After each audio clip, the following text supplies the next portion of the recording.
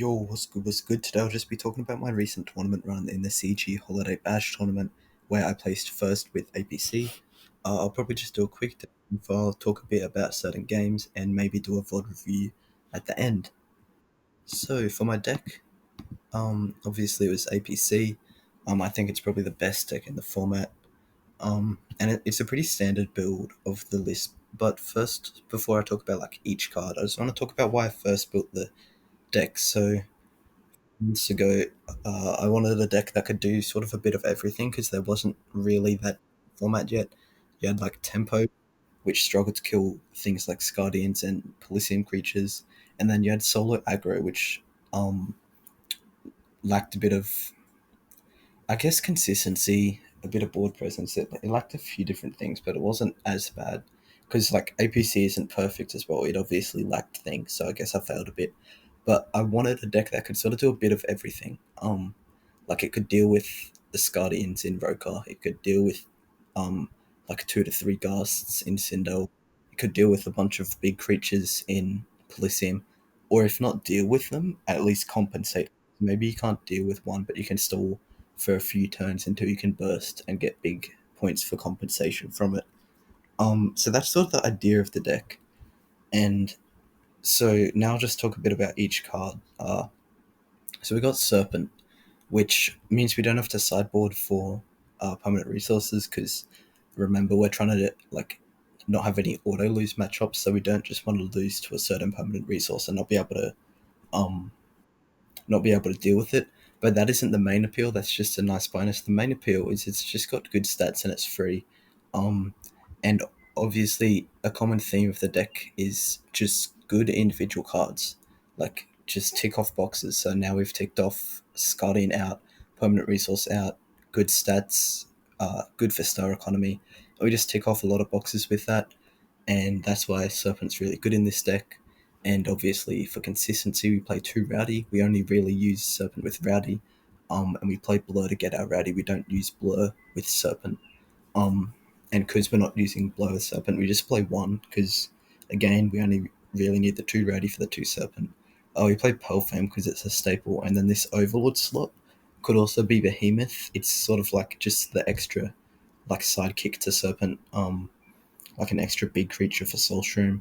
And I chose Overlord over Behemoth because Behemoth you only really want for solo aggro.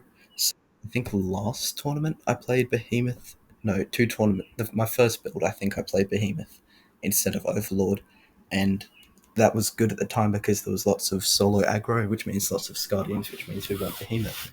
Whereas nowadays there was more just there was less Guardians, so less need for Behemoth, so I sort of wanted another big creature, and Overlord's good because it has that removal to allow us to get in for a bit of damage. So it's like something we use with Soulstream as the second in command to Serpent, I suppose.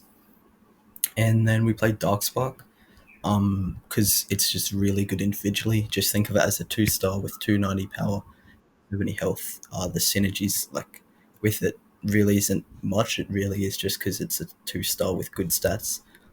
It does help with our soul stream setup a bit, but it can also get in the way of our 2 card combos a bit as well. So it's sort of those pros and cons. But just think of it as a 2 star with 6 star stats essentially. Um, Next on the list, Shiosian Lava again. Just another like great individual card. These 5 activators to end every deck, so you can use it to snipe one of them, and that's really just the appeal. Snipe one of them so you're not wasting your serpents when you're trying to get in for damage or wasting your overlords because you don't really want to play Galaxy Crash, then Serpent, then Darkspark, try and swing for 8, and then just run into Beast. So you play two Shiozi and Lava Mole to get rid of that, and even in some matchups, they might have a Leviathan Crown or some other card like a Temple Trap so that you can maybe hit. And recently, there's been decks running around with like a Radic Void, so that's another one you can just hit. And Kaleidoscope Warriors is the same as Mole, but it works for attachments. So there's less attachments, less likely you're gonna hit, but it doesn't die if you miss. Whereas Shiozi and Love Mole does die if you don't hit an activator. So Warrior sort of makes up for less risk and less reward usually. is how it goes, but you get to reveal the hand every time it attacks. And hand knowledge is great. If you see there's no activators, you can get in with your serpents. If you see they do have activators, you play it a bit slower into a mole, and then you get those activators out of the hand. And that's a really good thing this deck has that a lot of other decks don't, is hand knowledge. And it's a good niche to have, because if you know what to do, you can capitalize off it effectively. And then Waku Man, again, just another great individual card. Droplet Squiz is usually better than it, but since we're playing Dark Spark, if it mills Waku, you get to draw a card. So for that, like, I want to say 10% chance or 10% of games, I suppose, it's just better to have. And having to pay one more star but having a bit more health is fine, so you don't die to things like Droplet Squads or Thunderbolts. So the compensation for paying an extra star is fine. And it also helps our Soul Stream a bit, since now we're playing 5 Centaur creatures and we're not playing 7 Polysium creatures. Next, we got Thunderbolt Glow. This combo is really getting like just better and better as the format goes on. Like, it's in a bunch of decks right now, and decks build with this in mind. Like, they might prefer another planet, but sometimes they switch to Giles just to get access to this because it's so strong. And it might just be a matter of time before we see Glut and Gulk without Thunderbolt in random planets, like in a Sindel deck or something. I don't think that's as good, but just like trying to put into perspective, this is a really, really good combo. So Thunderbolt's just great on its own. It's like Waku Man, but smaller. But you usually use it, or sometimes I suppose, like 50% of the time, maybe you use it to search Glut. And Glut is 1-star removal with Gulk that then draws cards, and you can get to increase your consistency after that point. Like, usually after you get a Glut Gulk off, your consistency is fine for the rest of the game. Your consistency is mainly just an issue when you're trying to get your Serpents and do first Glut, because Gulk draws 2, go +1 off it, it's really nice. So yeah, Thunderbolt helps get that a little bit easier. And then because we're just playing a bunch of good individual cards, they're from a bunch of different planets, so we just play Soulstream and tie it all together, helps out Econ a bit, and it's good versatility, so we can get Overlord or Serpent usually, and then sometimes, depending on the scenario, like a Shears in Love Maul or Warriors or Darkspark. But yeah, definitely Serpent and Overlord I'd recommend most of the time, because like getting them for free is really, really good for obvious reasons. Like, the opponent will usually have to pay stars to deal with that. And then we play Galaxy Crash and Spoons, both just good staples. We play One Tomb, since we play Darkspark. Sometimes you mill a Glop, but you have a Gulk, or you mill a Rowdy, but you have a Serpent. So you just use Tomb to fix in the missing piece that you need.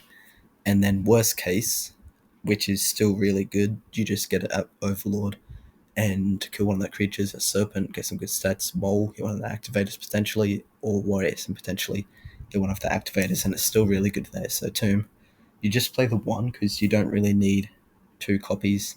Like, you don't really need all those Serpents or all those Overlords, and it's just a fix-it card for Darksparks. And if you mill 2 off Rowdy, then yeah, you'd want 2 Tomb, but realistically, you're never going to mill 2 Rowdy. That's super unlikely. And even then, you have Blur.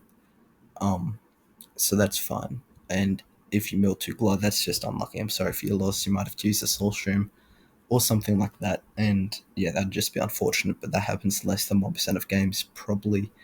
So yeah, just one Tomb's fine. Phantom Matter, great staple, good for economy. We play KO because we play Overlord. I just wanted that extra Scardian out, because we have lots of Scardian outs in the deck. We obviously have Serpent, Gla, Soulstream, and the Southsonic KO, but Soulstream, Gla, and Serpent all require setups because they're 2 card combos, or they require you to have 4 different creatures from different planets killed. So Scardians are most oppressive in the early game because they've got essentially 4 copies to Scardian of the Moons, so they get a lot more consistent than you would usually get your removal. So it's just good to have these 1 card outs to that. And then in the mid game, we'll be fine because by then we'll have drawn our Gla, our Serpent, and Soulstream. So that's why I really like the 1 KO. And against decks like Polysium, it lets us get off Shears in Lava Maul or Warriors. against all their big, because usually we can't attack with those in those matchups. And that's really it. South Sign's a great staple. It's a little bit better in this deck than other decks because you can buy that creature, then play Serpent, and you should be able to do that in the same turn because Serpent's essentially free, and then you'll be able to negate South Sign so they can't buy it back. And then we just play Guuk for Glow and these activators. And for the sideboard, so our main bad matchup is Gaia's Mind Control. Um, since a lot of the time we sort of have just one creature boards or one big creature board and then alongside it like a Thorn Walker, Wackerman or something a bit smaller. So they can really utilize that and abuse that really well with their Super Flipper, Lighthouse, their Glah, that sort of stuff. So we play two Super Flipper so that anytime they steal one of our creatures and make it Gaios, we get to kill it for free on our next turn. And Super Bouncy Trampoline is also for their matchups. That matchup, sorry, where they're Glah and Super Flipper, we can play this to stop them from killing it. We protect our creature and kill theirs, which is really nice. And then we play Behemoth if we run into a lot of Roka, because we do prefer Behemoth to Overlord, so you can just make that simple swap. If we run into Scardians, and then Abandonment is good for Xemius, it's good against APC, it's good against, because there's lots of Soulstream decks right now, and obviously Soulstream decks are always Rainbow and play lots of cards not from that planet. So we just play Abandonment for that. And then Shockwave 8 is decent into some Xemius builds as well if they play like Talacon, Behemoth, and all that. Even standard Xemius builds with just Xemius, you can use it as sort of just like a better Time Flash portal because it won't. Well, it'll be Time Flash portal because they'll just bring it back anyway on the next turn. So yeah, you just use Shockwave 8 for that. And you also use it mainly against Polysium because obviously most of their good cards, if not all their good cards, that are going to be hard to deal with are 8 stars, except Crunch of Polysium. So we just use Shockwave 8 for that, and we can help get some burst through. And so that's really the deck. I would say it's the best deck right now. If you want to pick it up, go ahead. It's pretty easy to use because there isn't really like a strategy to it. You just sort of play good cards, and it has a really good matchup spread. Really, it's just that Gaia's Mind Control matchups that's bad, but because the main deck's so good, you get to side 3 cards for that matchup. You can even go 4, and that matchup should be pretty good in a best of 3. So yeah, the deck's like, it's not 2-0 for sure, but it's pushing like to the top, to the high end of tier 1, I'd say. Like, it's pushing away from everything else. So like it may get nerfed. There's probably going to be a ban list in the next like 3-4 months or something, and it might get nerfed. But the deck should still be around because the concept is literally just good cards, and there's always going to be good generic cards. And Glut and Serpent probably aren't going to get hit, so the deck should just be around. Same with Mole and Warriors. Like the only thing here that could potentially get hit is Darkspark and Soulstream, and if Soulstream gets hit and Darkspark, that's not great, but you should be fine without it, hopefully. So the deck should have some good longevity, and so I definitely recommend picking it up. But now I think I'll just talk about my tournament run a bit. So I played against Finn the Demon or Nutella first, and he was on Gaia's Mind Control with Serpent. So in that matchup, I just took it pretty slow because I knew his pressure relied on me having creatures. Like, he can't steal a creature if I don't have it. He can't play Super Flipper on my creature if I don't have one. So I was just sort of waiting it out until I got all my combos, and then I just converted to 20 points super quickly. I think like I played my first creature around turn 10 and I won by around turn 20. So the conversion process from 0 to 20 was really quick. And then Lueg, I played against APC, so the APC mirror, it's not a very skillful mirror. It's mainly RNG, so I got luckier than him 2 games. He got luckier than me once. And then I played Chrono Knight, Gaia's Mind Control. It's a bit more skillful, I'd say, but it's super untested, so it's hard to say if I won because I was better or if I won because I got luckier. But I know for sure one game I definitely got super unlucky. I had I think it was game 3 of this set. I had lethal in hand for about 10 turns, but I didn't have AAA. But I had 2 AAA in decks. So I was like, okay, just statistically, I'm going to draw one within the next few turns, and I've got all these tools to survive and help increase my longevity. and then it got to about from like 12 cards in deck when I had lethal to 5 cards in deck, and I still had lethal, but now I was running out of these tools to help me stay alive. Um, and I had two activator in deck. I didn't draw them. I got unlucky, and so when I went for my attack, he just I think played beast or turret or one of them, and then won the following turn. Um, well, not the following turn. The following turn, then I drew AAA, but obviously I already used my attack because I had to attack that turn, or else he would have had lethal. So yeah, that was unlucky that game for sure. But the other two, not really sure if it was because I was better or because I got luckier. Bit hard to tell because I haven't played it much. And then in losers, I played Luek again. Got luckier than him twice. That matchup, I'm pretty sure, is just RNG. He did like one or two questionable things, but I'm not sure he would have won regardless. Um, because I drew pretty well, got my gloves and serpents out. And then Grand's game one, I think was like the games. I got a 2-0, but it didn't feel like I just stomped over him. Um, Felt like I won, and it was still decently close. Particularly game one here, was very very close. But then this game, uh, well, set two. I think game three I stomped over him, and then game four was like complete stomping, like one of the biggest stompings of all time. Um, because he just drew nothing. He had like Coral Rock, Bone Ladder, maybe Galdora's Box, some activated activators, and a bunch of like resources and activators in hand and no creatures. So I just sort of walked over him um, in that game, which was pretty fortunate for us. But yeah, that's basically how I got first place. I played a good deck, I played well, and got a bit lucky. Alright, so I've got all these games here, which if you guys want to see me do VOD reviews, maybe we can do a stream or I might just upload them randomly.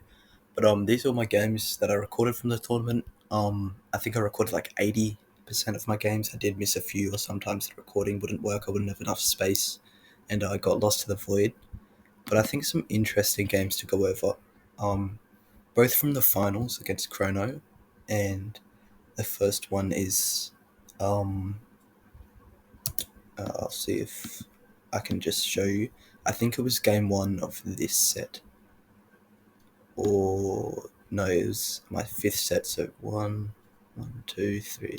Okay, it was game one of this. Um, and then the next one I'm going to show you is game one of the grand final. So just speed things up here and get into it. Did I win the coin flip? No, he did. I think he won most of the coin flips. In the grand final, I can't quite remember though. And I think 4 speed's good. So it looks like my hand is decent to open up with if he plays anything big. We have KO. If he goes down in stars, we can punish him with South Sign. And that Guok draws huge. Like now our hand's really, really good. But we don't really want to go in just yet. Uh Not in this matchup, because if we go in like with Dark Spark, he might play a Deep Space Lighthouse, something like that. And we're not really looking to go in early. And it looks like he's taking it pretty slow as well. And I know that my deck's better than his the longer the game goes on, whereas his is a bit better early. So I'm completely happy just waiting forever and getting all my things set up. And we might just wait for. Okay, looks like we go Waku Darkspark. So this play seems, I'd say, good. You can just pass here as well and wait for a Warriors, which is always good to open with. But I think what I'm looking at now is the follow-up turns. So I would have been thinking if he deals with this board, then we can go in with Gla and the second Dark Spark, and by then we'll have a Soul Stream up if we've drawn it. And we'll draw 2 cards off Gubuk as well. And then if he goes in with something a bit bigger, we've got for Sun plus Serpent as well. Because my only issue with the current hand is no AAA, but if we play these 2 creatures, then we force a response from him, and we can play Shiozi and Lava Maul. So I think that would have been my thinking at the time. The other option is just pass, and field here seems pretty bad for him because he went -1 to stop 4 points this early in the game, which is usually pretty bad, and you can usually in this matchup hold field for a Shiozi and Lava Maul or a Warriors as well, which also seems good.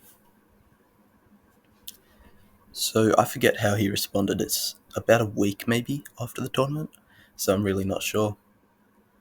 Okay, that's interesting. From him, doesn't seem great. We just go into turret. He has the AAA though. And I imagine we respond something along the lines of Gla, buy back Darkspark. And if we draw AAA, then we might go in with Serpent, but I don't think so. So I think we'll go like KO, Shiozin, Laugh Gla, something like that seems good. And buyback as well, because we might use Gaios and Gla to get rid of it. Looks like I'm thinking for a while, cooking up something. Let's see what it is.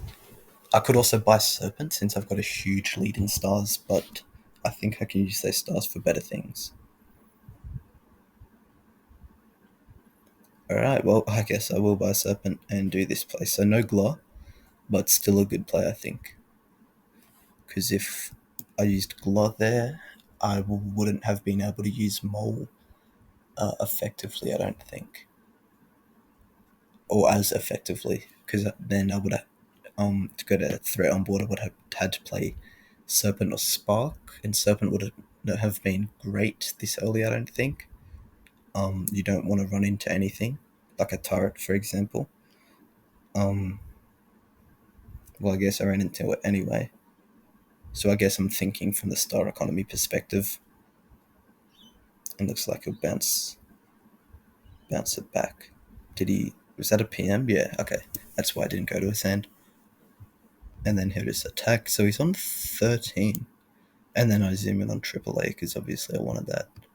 He's on 13 and I'm on 0, but I have a star point advantage. It feels like I should be in a better position here.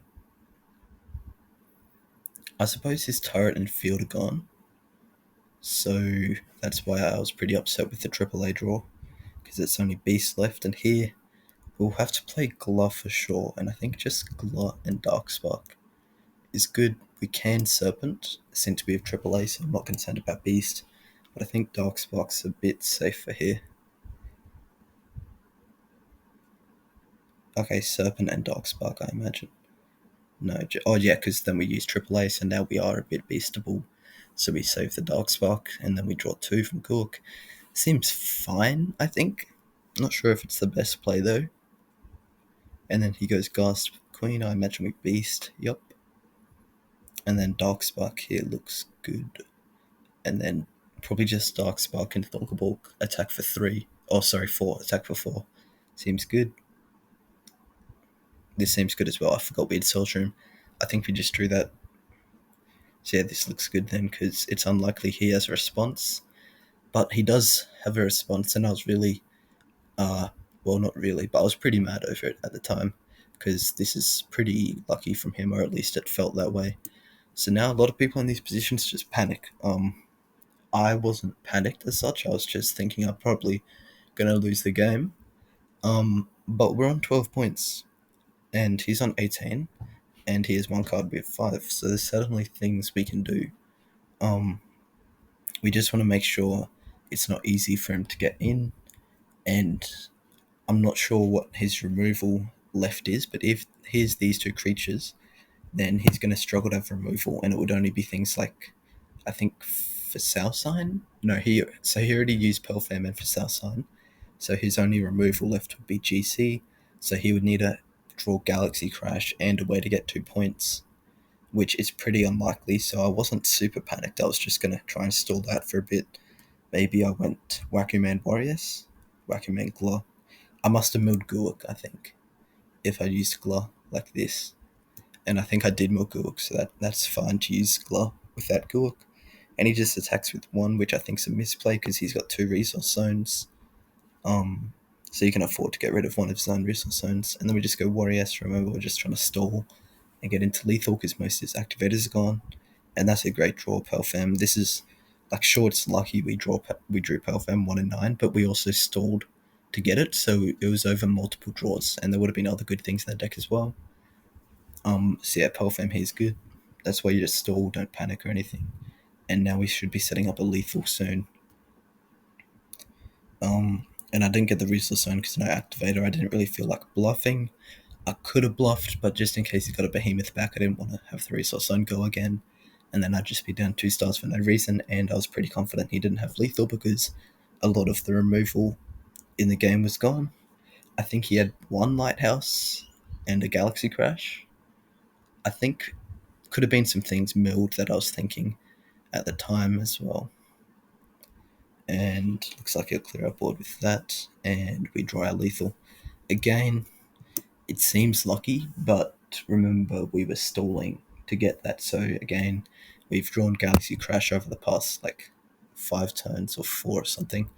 So it's not like super like he got high rolled. Um, and then just Serpent Mole for lethal.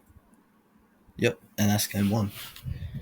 Pretty comfortable. I noticed he was just happy to draw past at the start, and since my deck's a bit better in the mid to late game, I'd say I was pretty happy to just draw past as well. So I sort of abused that, got all my combos, which ended up helping because I ended up low on cards and needing more. So then I stalled out, even though he had a really threatening board, and then we drew the lethal in the end. So that's the thinking with that. And then I think set 6, game 1, was also a good set. So we'll look into that. And look at that, full screen. I think I need to do playback speed though. So we'll just go 4 times speed. That felt pretty good.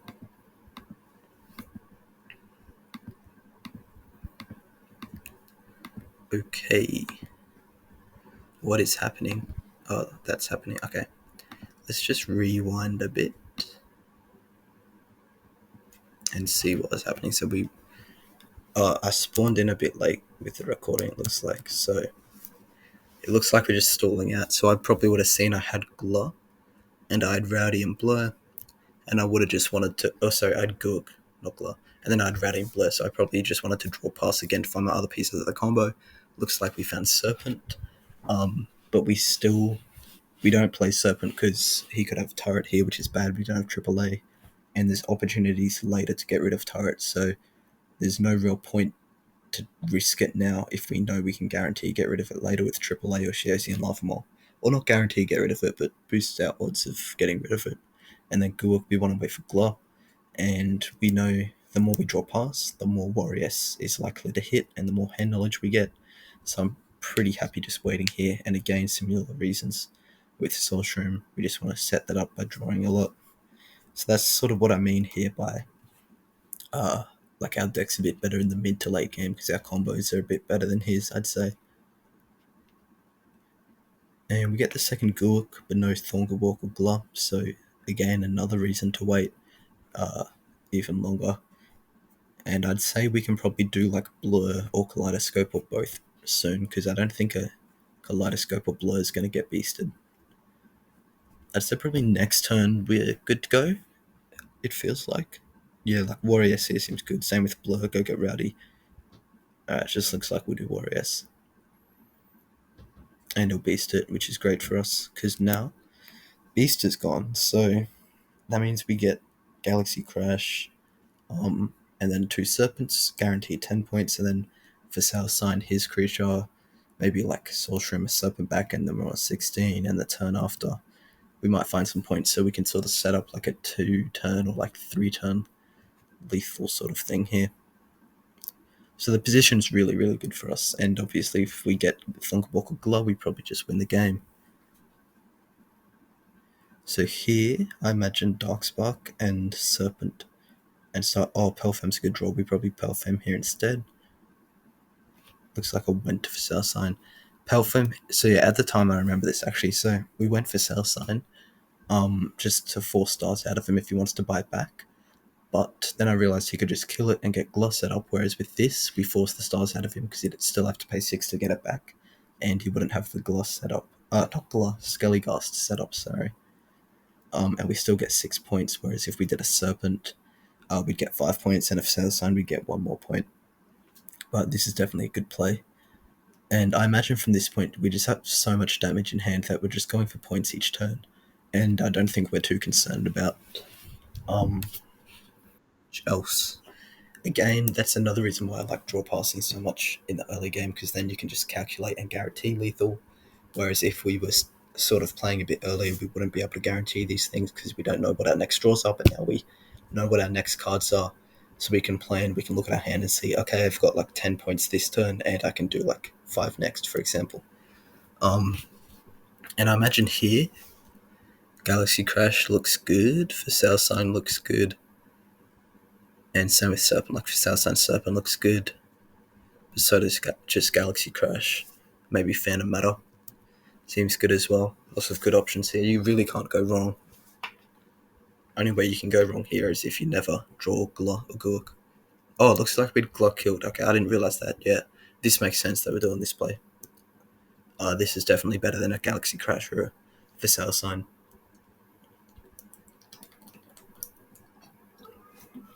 Because the only reason why we'd lose in this position is if he has his own like 2-turn kill or like 3-turn kill. So we just play Glut, try and draw like a planetary field, a turret or something. Just make the position a bit safer. So yeah, that's why we just did Glut then from Soulstream, because like usually you use Soulstream or Serpent, but here it's fine to not do that. Looks like he'll think for a while. And I imagine on our next turn, so we do have Galaxy Crash double Serp for lethal, and his, is it Field that's gone? What was that last game? I can't remember. If Field's gone, then I can go for lethal, but that is a bit sketchy, and there's no rush since he's on 4 points, and with Beast, so there's no rush. Probably here I want to try and get off Shiozi and Lava Mole, get off the second Glove, and try and draw AAA to guarantee lethal. So here, I probably don't Beast because I want to get off Mole. Yeah, good call, good call. And then here I'll probably go Gla and Shiozi and Lava Mole. Just try and draw cards to get AAA and get rid of his cards so that I don't need AAA.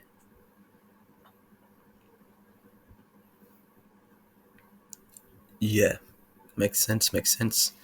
Again, just to reiterate, remember, that play to me, I think is pretty obvious, because you have to remember what our game plan is. Like, we have 30 points of damage in hand. What could stop us from getting 30 points of damage? Well, if he has his own 30 points, that would obviously stop us from winning, because he'd get to 20 before us. So how do we stop that? Okay, we want attack negates like point, turret, or field. How do we get that? We draw more cards, so we play Gla. What's the other thing that could stop us from getting 30 points is his attack negates. So so how do we guarantee our attacks, AAA or resolving Shiozi and Lava Mole? So how do you do that? You play Shiozi and Lava Mole and attack. So that plays pretty straightforward. It's like, if you know what you're trying to do to win, that plays straightforward. But sometimes in that position, maybe you're a bit confused on how to win, and you're not thinking properly, and you think, oh, just Galaxy Crash here. But then Galaxy Crash, you're not drawing any more cards because now you can't play Glow, and you can't guarantee it. Like, you would have played Point Turret, for example, there, because he milled Turret, because we wouldn't have been able to play Shiozi and Lava Mole. So you just got to remember that, and this way we still get 16 points. We still have lethal in hand for next turn, and there's potential to draw AAA to guarantee it. There's potential for Shiozi and Lava Mole to resolve and guarantee our attack a bit more, and there's potential to draw a turret or a field to go alongside our beast. So that's why that's the best play there. And he played Galaxy Crash. I need to unpause. I forget what he does here. He plays spoons, and I'm thinking at this point I've just won the game, because now he can only play one creature, and he's got nothing to steal, so he's just getting a one creature board this turn. So I should just be able to beast that, go for lethal. I should be able to just ignore it and go for lethal. And yeah, turret again. That's why we played the Gla, so we could draw, because now we've got beast, turret, and like 3 ways to get lethal. So it's basically automatically a winning position. And turns out he doesn't have anything to stop us, so we just win. So that game I played pretty well, I think. Well, I think I played pretty well every game, but I think this game's a pretty good one to highlight the importance of identifying the game plan. So again, we identified that we had 30 points. It was just about executing it. How do we actually get 30 points? Like, we have it, but there's no good having 30 points if you can't get it. So I just realized, I need to make sure I'm alive to get 30 points, and I need to make sure they actually hit his planet successfully. So I needed triple ratios in Love War and to draw more cards. So that's why that's really important, I think. And for him, from his perspective, it's really hard to tell because I don't know his hand. Like, he could have played awfully, and maybe that's why my plays seemed, or my position seemed a lot stronger. He could have also played really well and gotten unlucky, or what I think it is, it's a tough matchup from his perspective a bit, because APC is the best deck in format, so obviously it makes sense. It has a lot of good matchups, and it's harder to beat. So I think that all probably plays a role, and yeah, I think that's all the VOD reviews I'll do for now. But as I said before, I've got a bunch here. If you guys want me to do more, I might even stream it. I don't know. Yeah, that's it. Congrats to Chrono, Lueg, Harry Knight. Congrats to Harry Knight. He got top 4, and congrats to myself. Honestly, let's keep it real.